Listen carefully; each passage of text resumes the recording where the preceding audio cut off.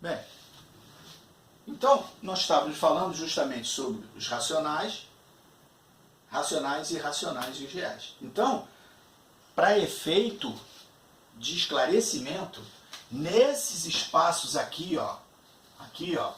nesses espaços, não existem números. Não existe um número que seja real, mas que não é racional nem é irracional. Atenção para isso. Tem algumas pessoas confundem isso. Quando estão aprendendo pela primeira vez, pensa, tá, esse real é o novo. Quando eu botei o que, surgiram números que estão por fora do Z. Quando eu botei o R, tem número que está por fora do Q. Não, não existe. Não existem. Aqui, ó, por fora do Q e por fora do I, não existem números. Tá? Os números são racionais ou irracionais. Por isso a representação na forma do retângulo. Não é um círculo, não é um diagrama circular, para não dar essa ideia de que é um novo conjunto com novos elementos exclusivamente da categoria real. Ok? Muito bem. Bem, falamos sobre os conjuntos e depois que, no capítulo, depois que a gente fala sobre conjuntos números naturais, eu estou aqui com o livro Números Naturais, Números Racionais, representação decimal dos números racionais, é importante ler tudo isso aqui, tá? Obtenção da fração geratriz de um decimal periódico. Isto aqui é muito interessante, mas ele está explicando aqui usando a forma de equação. Muitos professores do 9º ano ensinam, e é a maneira, uma das maneiras, é correto, de explicar a obtenção da fração geratriz, utilizando uma equação. Tá? Depois vou fazer um vídeo sobre fração geratriz de uma outra maneira, existe uma outra maneira, uma maneira mais simples, tá? Que a gente pode explicar, que fica mais ágil para ser resolvido. Números naturais, números irracionais, né? E aí vai passando, né? Aí fala aqui, ó, Jorge Cantor, é importante a página 23 sobre ele, né? Conjunto dos números reais, né? Desigualdades, módulo, isso daqui vale a pena dar uma lida a respeito. Muito bem. Depois vem a parte de exercício que eu pedi para vocês fazerem, né? Página 27. E depois que eu vou fazer um vídeo para corrigir isso aqui, fazer um vídeo só com as correções, né? Depois vem linguagem de conjuntos.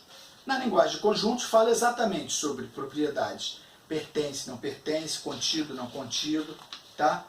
E aí começa as operações, tá?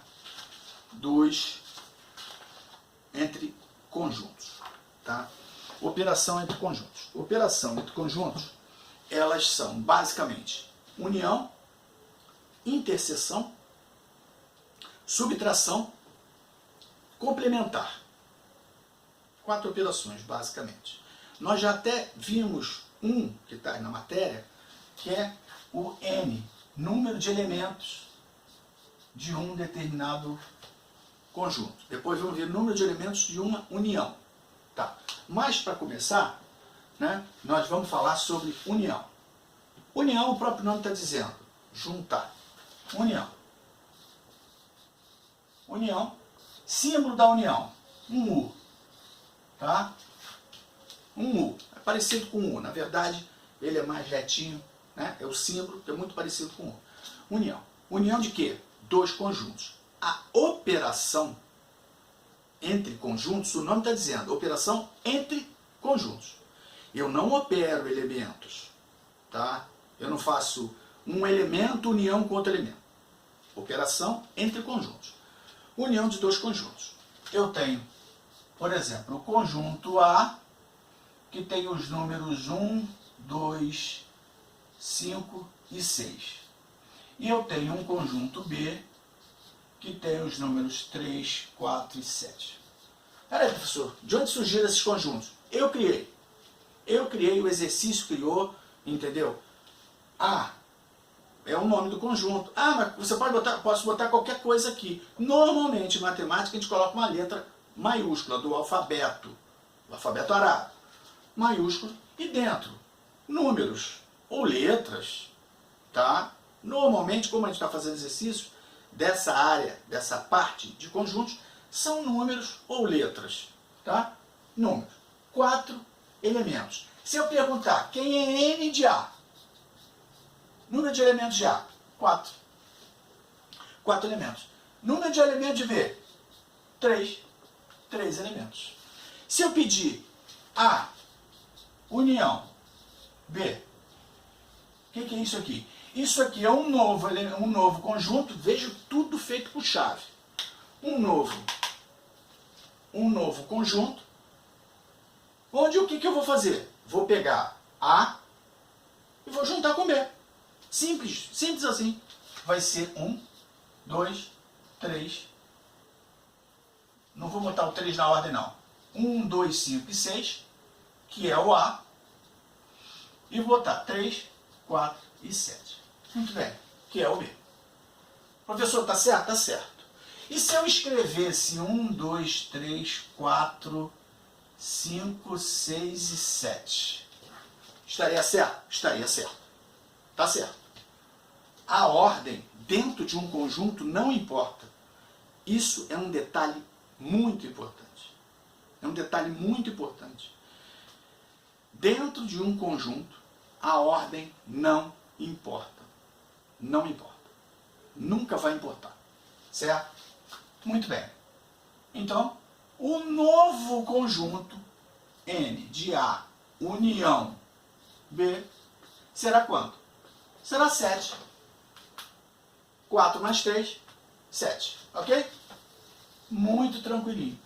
Só que tem uma coisa aqui que vai ser muito interessante, porque veja, A, 1, 2, 5, 6, B, 3, 4 e 7. Não tem mais, não tem nenhum elemento que esteja no A e que também esteja no B. Isso pode acontecer. Pode acontecer, né? 1, 2, 5, 6, 3, 4, 7. Então, quando eu vou unir, eu vou pegar 1, 2, 5, 6, eu vou 3, 4, 7, botei aqui. A ordem não esquece, a ordem não importa. Se eu escrevesse 7, 2, 4, 3, 5, 6, é a mesma coisa. A ordem não importa. Ok? Muito bem. Agora, vamos mudar esse exemplo, eu vou modificar ele. Tá? Eu vou chegar aqui, nesse B aqui, vou botar 3, 4, 6 e 7.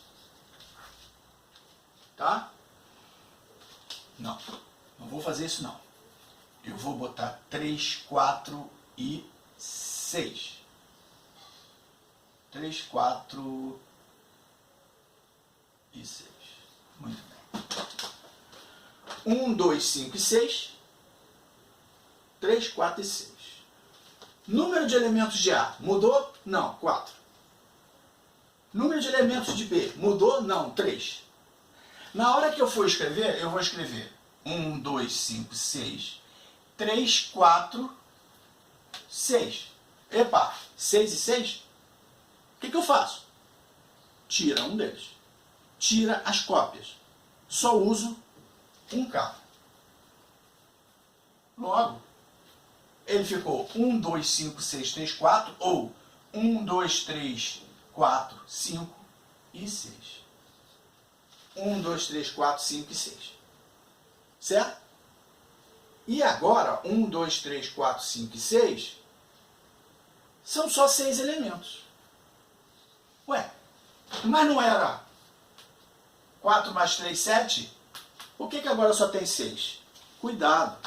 A quantidade de elementos de uma união nem sempre é somente a soma desses dois. Acontecerá quando esses conjuntos não tiverem ninguém em comum.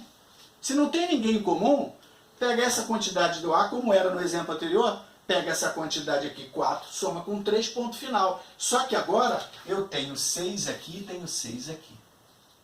Logo, eu tenho alguém em comum.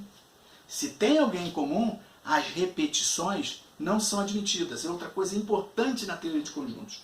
Em um conjunto, a ordem não importa. E, em segundo lugar, as repetições não são admitidas. Apenas um elemento pode ser repetido.